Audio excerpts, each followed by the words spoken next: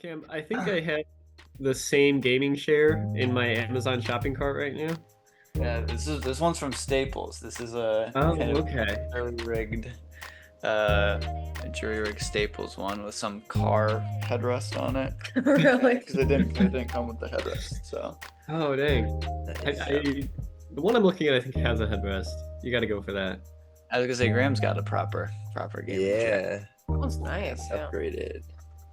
Graham is 33% more eloquent on our podcast because he has a gaming chair. Yeah, without this chair, it would just be, yeah. Hey there, welcome back to the As I Understand It podcast, the discussion podcast about careers, young adulthood, and the evolving world we live in. I'm your host, Cameron Geddes. And I'm your co-host, Graham Nesbitt. And today we welcome back some legacy guests, actually. The first is Matthew Dickerson, if you want to say hi, Matthew. Hey, everyone. And the second is my girlfriend, Olivia Wood, if you want to say hi, Olivia. Hello. And I think before we get started for our topics today, we'll just say a few words about ourselves. I'll go first. My name is Cameron Geddes. I'm 25 and graduated from Hope College, actually with Matthew here, in May of 2021 with degrees in economics and global studies. I worked as a retail sales analyst with the Kraft Heinz company. I currently live in Milwaukee, Wisconsin, and enjoy weightlifting and playing video games. Graham, would you like to go next? Yeah, my name is Graham Nesbitt. I am a 2021 graduate of Wheaton College.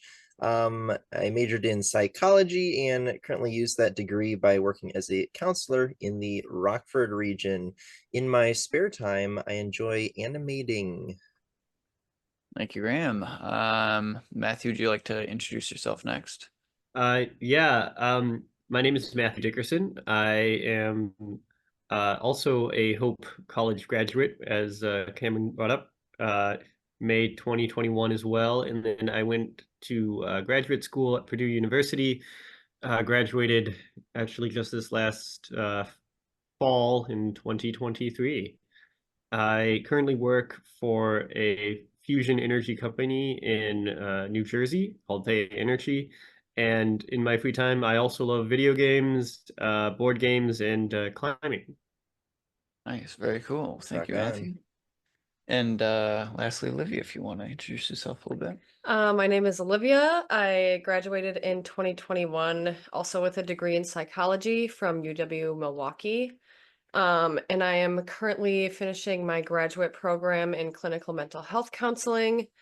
In my free time, I also like to play video games, exercise, and I like to garden. Nice, thanks, Olivia. All right, well, I think I will actually have you go first for our first question of the day. What is a pressing issue in the world of therapy right now? And I'll leave this one open-ended if you want to kick us off. Sure. It was interesting as I was kind of thinking about this question.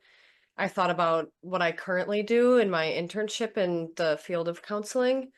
And I think a huge thing that has come up is just the access to proper mental health services, especially in populations for people like in low income or without insurance. And I think it's just hard to find that nowadays, and it's hard to get access to that when you don't have things like insurance or have the funds to cover these sometimes wild expenses that proper services can come along with. And if anything, I think it kind of just was exacerbated by the COVID pandemic and the kind of rise in the need for these type of services.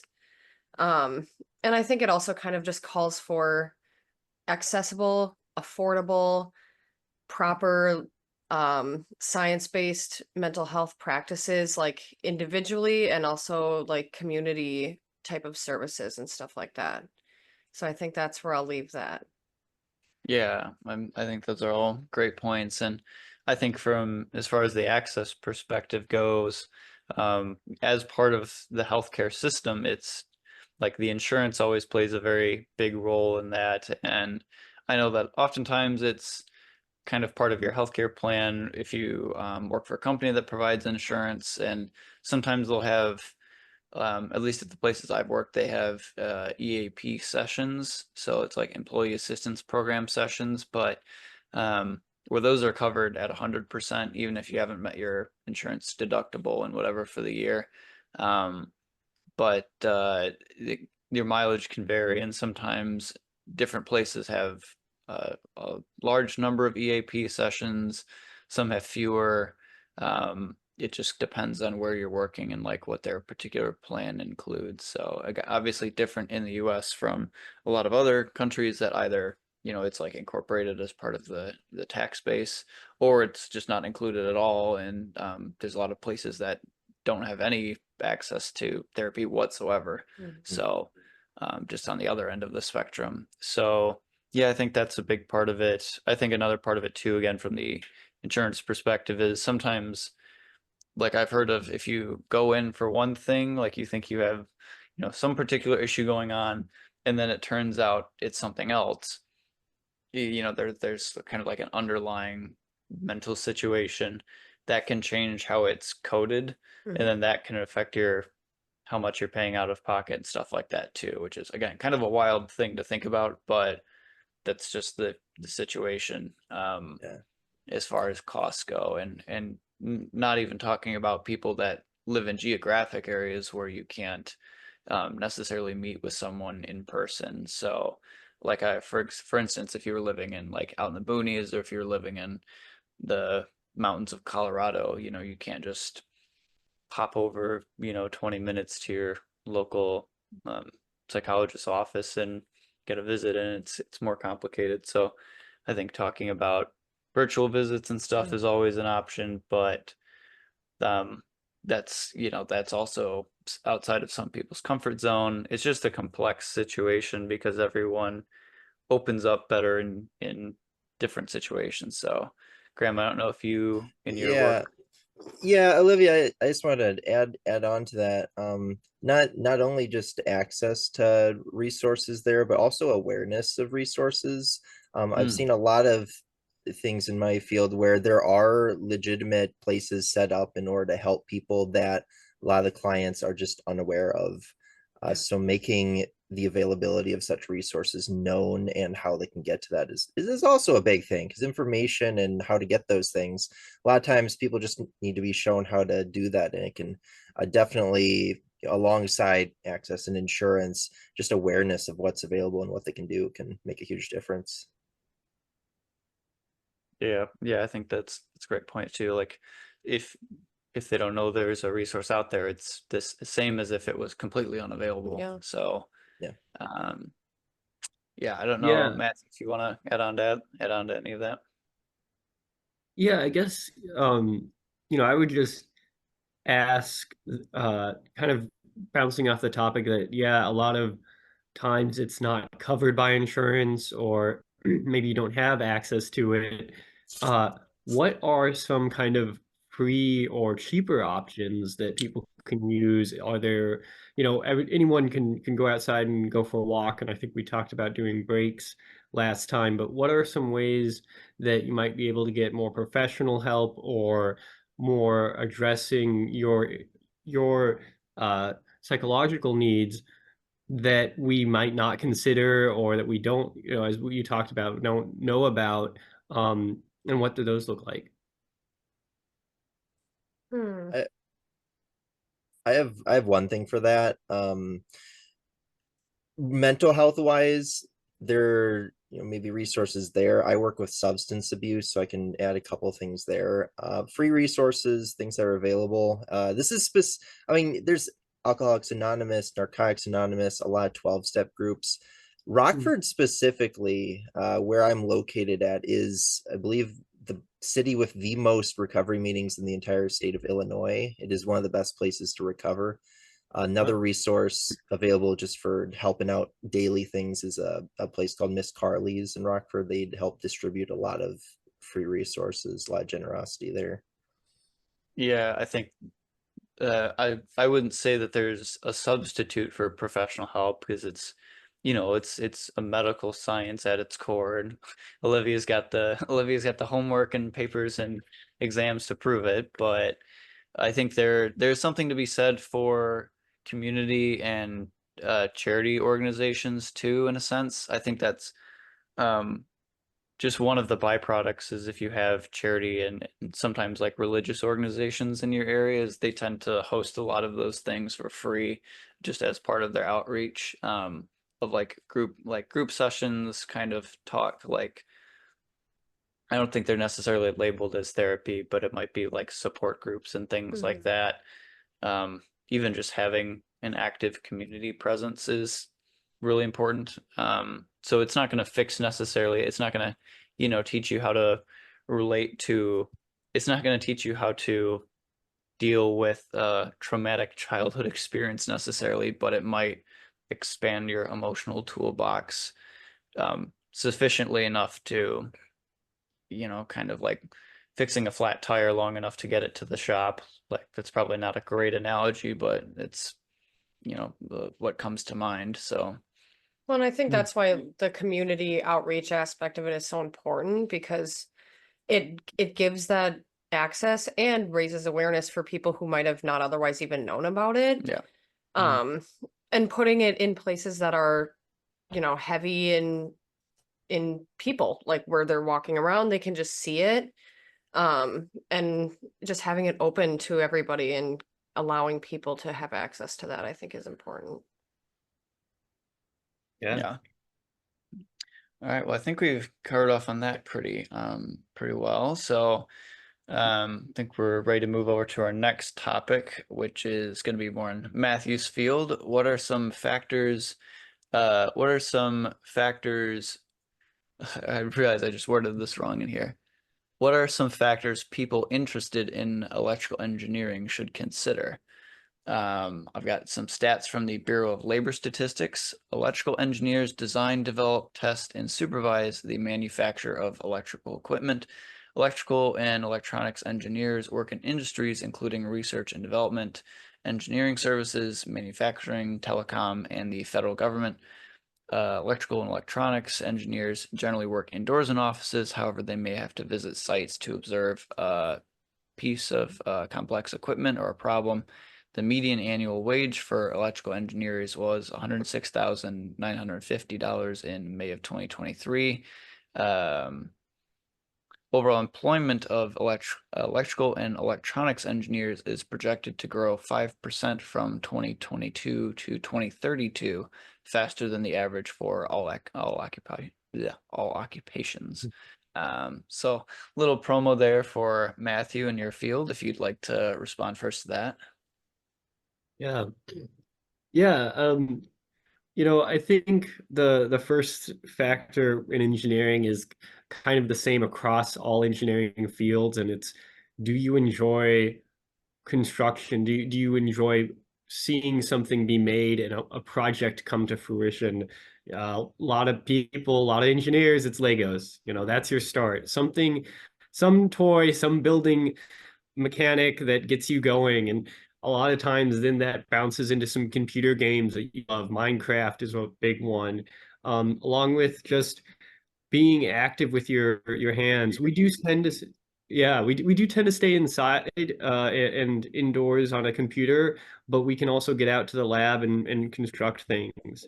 I'll say one of the big things for why you shouldn't go into engineering is the salary. Don't just go in because, you know, there's a big salary and you think you're going to get paid a lot. I've seen a lot of people do that and they get burnt out. Then for, I'll say, electrical engineering, specifically, if you really are interested in electricity, you have to be really aware that you can't see electrons moving. You know, a lot of engineering, you can see these parts, mechanical parts moving, the plane flying in aeronautics. Electricity is abundant, but it's invisible, more or less. If you see electricity, it's a bad thing in your career. Yeah. Sparks aren't something we want. Lightning is not great. But if you can visualize something that's almost, you know, unvisualizable, it's being able to really understand the core element of what's going on in electricity and have that kind of wonder and curiosity of, wow, you know, I can't see this, but it's happening and it's big. That's what I love about electrical engineering. Yeah, I think that's great. I was actually gonna make a comment of, I'm sure a lot of prestigious electrical engineering careers have been kicked off with Minecraft and Legos. And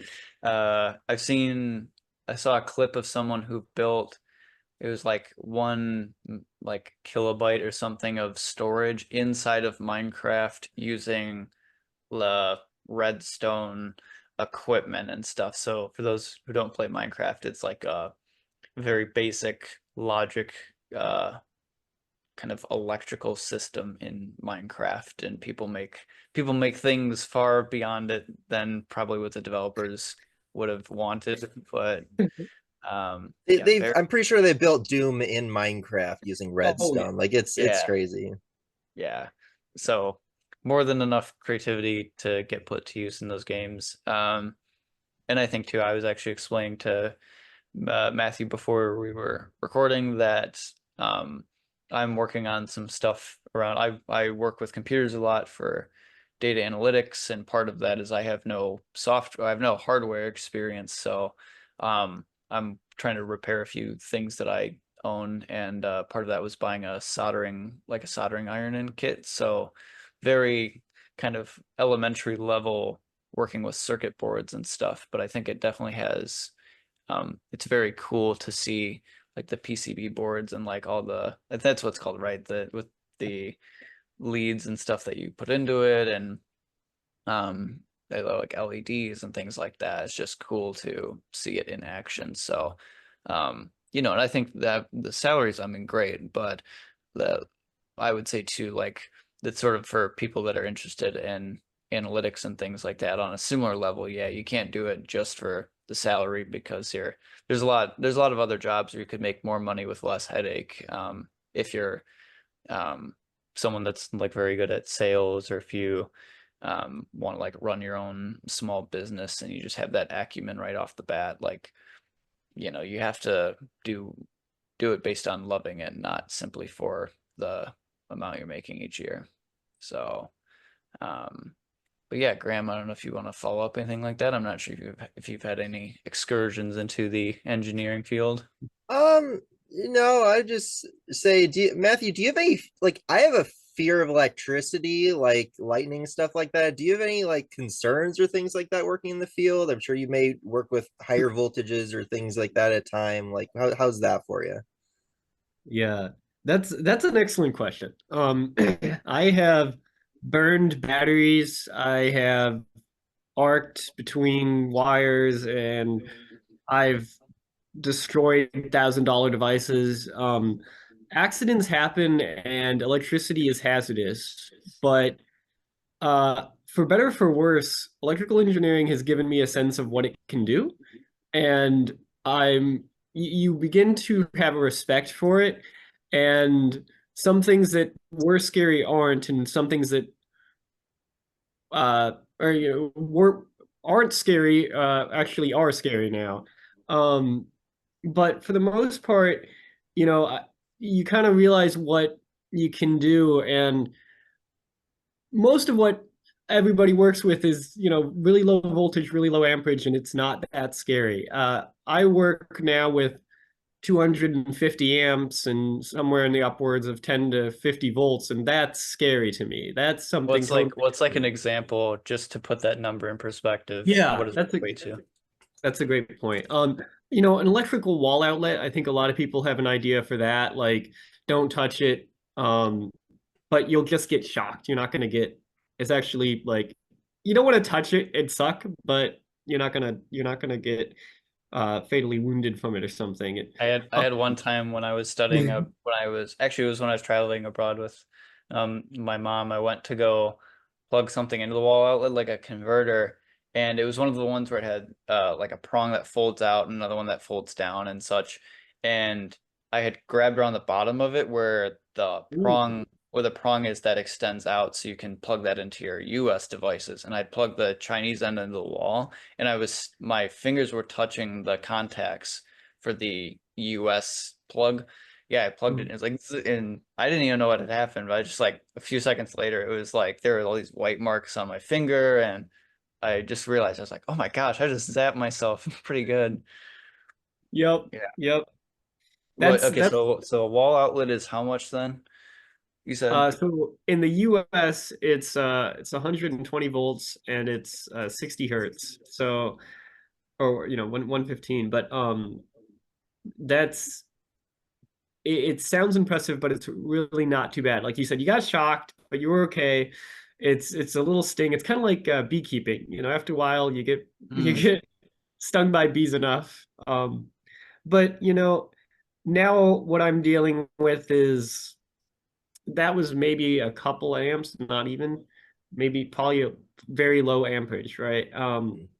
Now I'm dealing with like that, but on 10 times the scale. So you were dealing with bees and now you have like murder hornets. Yeah, yeah, yeah, exactly.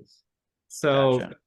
it's a whole different ball game, different equipment you got to use, different tactics, and different beekeeping. It's not just the little beekeeping outfit anymore.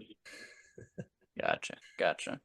Well, I think that yeah, kind of sums up some pros and cons of working in the field and just things to be aware of if you're interested in going into that for a career. I think we'll move on to our next question before we wrap up. This last one is, how do you fight procrastination? So I have some stats here from solvingprocrastination.com, which is a blog by a Dr. Itamar Schatz, I believe is how it's pronounced. Procrastination is the act of unnecessarily postponing decisions or actions. For example, if someone postpones an assignment until right before the deadline, despite the fact that they intended to work on it earlier, that person is procrastinating. Studies show that about 20% of adults procrastinate chronically.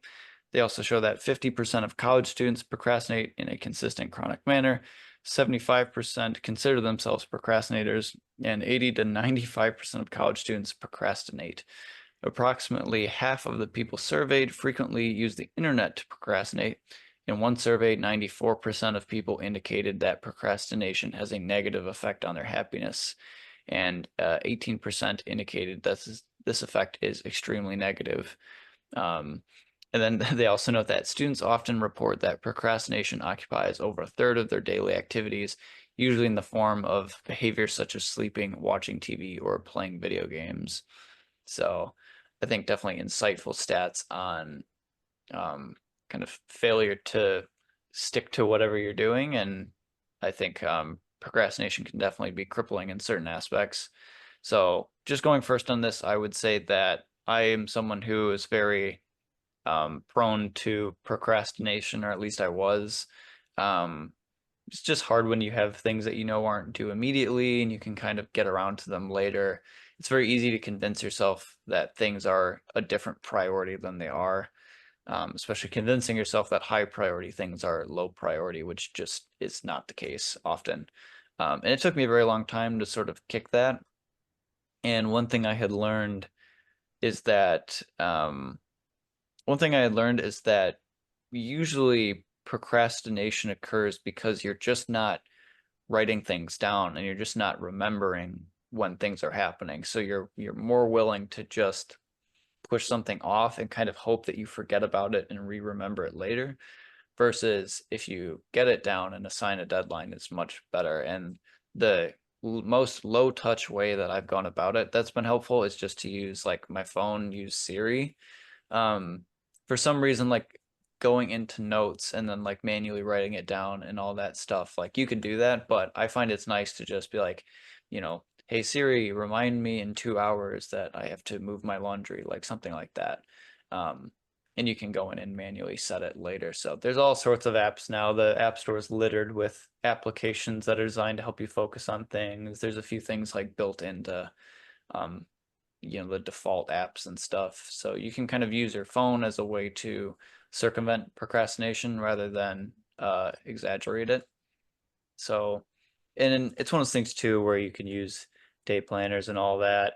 I think that unfortunately it's one of those things that you can't really teach people. Sometimes they have to experience it themselves. Like you have to have something that's high priority go wrong, or like you miss a deadline, and that forces you to take it seriously. Sometimes it's something where you just have to suffer a bad change of events because you procrastinated, and that hopefully kind of kickstarts the search for methods to reduce it. So Olivia, I don't know if you want to go next. Sure. I think I may have talked about this on a previous episode, but I would just say like breaking tasks down into more manageable, realistic parts of it that you know aren't going to be too overwhelming for you. Like for example, if you have like a big paper due or a big project for work or something like that, breaking it down into like, okay, if it's due in a week, if it's due in 2 weeks, every day I'll do a little bit of it. That way it's not this big looming project that's, you know, going to be procrastinated to do later.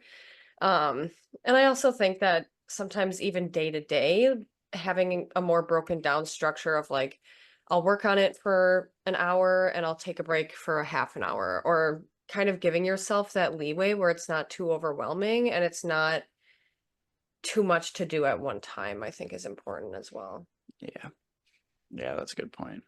Graham, if you want to go next. I know Graham and I both had our struggles with procrastination in high school, but Yeah, I was actually gonna tell you about it later, but yeah, so procrastination. wait, Greg, uh, you got to start with the speech and debate thing. So, okay, I'll say it. So Graham and I were partnered for a speech and debate competition when we were in high school as part of a class, and there's a presentation at NIU where it was like a formalized debate where you like made a presentation on a case study, and you're meant to do this. I think it took place in the fall. You're supposed to be working on it for 2 or 3 months, I think. And Graham and I procrastinated and frankly forgot until missed the month part. We missed the day was preparation. So I think it was literally the weekend prior, or maybe, yeah, the presentation was on a Friday and we had started Saturday before, so like 6 days before. And we got second, which was great. yeah. I'll take that. This is not an ad for procrastination. This is a warning about procrastination, because having that sweet first place trophy would have been great. But good. all right, Graham, go ahead. Cut you off.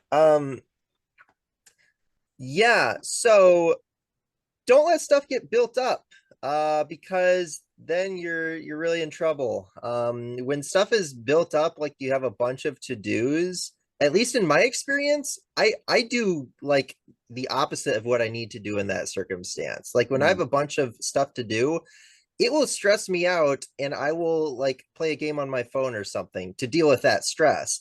And then the stuff doesn't get done. So what you do to counter that is, when you do find yourself in a position where you've knocked out all your goals and you actually have a clean slate, it doesn't happen too much, but when you do get that moment, you have to work ahead of time. Like if you can, 2-3 weeks, 2-3 days, whatever it is, you have to get stuff done ahead of time so you don't get in that same position. Because it's just when you're at that point when everything has built up, you have to get yourself out of it somehow, but it's really not a winning position. So really preventative maintenance is the name of the game in this situation. Fight like crazy to dig yourself out of whatever hole you've dug yourself in, but once you get out of that hole, don't go back in it. Fight ahead of time to make sure that you have some leeway if things go wrong. Build a bit of buffer room into your schedule. Yeah, great points there, Graham. Ounce of prevention is worth a pound of cure for sure. Matthew, any thoughts before we wrap up? Yeah. I mean, I think those are all great points so far, and there's some great TED Talks on procrastination I'd recommend. And I think I'll just throw in like my procrastination. We mentioned sleeping, watching TV, and playing video games. Those aren't always procrastination. They have a time and a place. And if you can, if you feel like sleeping, I think last session we even talked about taking breaks and sleeping is a good thing. It's if you can come back, if you can get back into it and try and, I think a lot of people, as you guys were saying, you waited till the week of, that's when you have that adrenaline rush. You're like, oh no, I got to get this done. If you can try and trigger that a little earlier, when you get the assignment, cut it back by a week or two. Like the due date, okay, if it's a month from now, well, maybe it's half a month from now. Convince yourself that it needs to be done before the date, and that will help you trigger this crazy mode rush that you have. And then you will see that you can get a ton done, and then you will have time to review it. You won't be having so many spelling mistakes and as such. So once you trigger that crazy mode, you can have that motivation to move forward, and then you'll have that extra time, and it can really do wonders for you. That's kind of how I managed to get through grad school and undergrad. A lot of times I would have most of the way done, and then I would go to the help sessions. And a lot of times, so many people go to the help sessions and they're figuring it out there. I already had most of it done, and I could just get the answers and go back. So, but yeah, great points, and that's kind of my addition to them. Yeah, I think that's insightful for sure, and some good practical steps for staying one step ahead before procrastination kicks in. So, but yeah, great stuff. I think that will do it for us today. So I want to say thank you to my wonderful co-host Graham, as well as our lovely guest stars today, Matthew and Olivia. Always a pleasure. And you'll be expecting another episode from us either in 2 weeks or 4 weeks. So we're going to take a little break before getting the next season of guests on. But we hope to see Matthew and Olivia back maybe in this next season. And you can find today's episode on YouTube, Apple Podcasts, or wherever you're listening to it right now. So with that being said, thanks for the 11th episode of the podcast, everyone. Maybe see you back on. Until then, have a good one. Awesome. Thanks, Cam.